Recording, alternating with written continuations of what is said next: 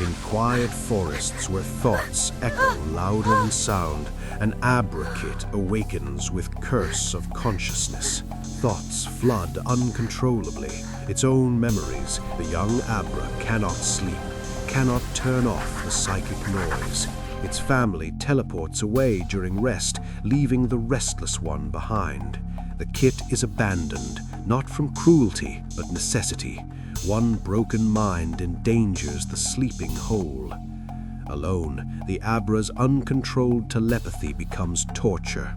It feels prey's terror as predators approach, senses hunters' bloodlust from miles away, experiences every nearby creature's pain as its own.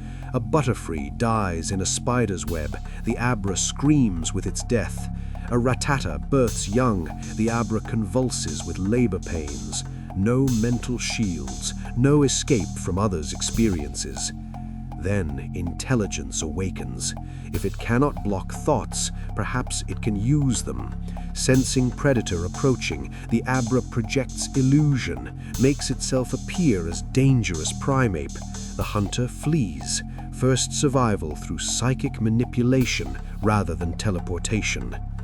Weeks of mental chaos, evolution triggers not from joy, but from psychological breaking point.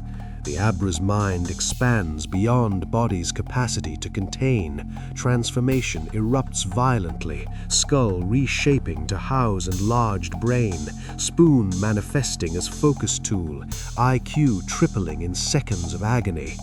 Kadabra emerges, brilliant, isolated, cursed with intellect that separates it from all others. It returns to old territory. The sleeping Abra don't recognize the creature their exile created. Kadabra doesn't wake them, just watches those who chose peaceful ignorance over painful awareness. Some minds are built for oblivion, others are condemned to consciousness. Kadabra is psychic exile, too aware to sleep, too powerful to die, too intelligent to ever find peace. The curse isn't psychic power, the curse is being unable to turn it off.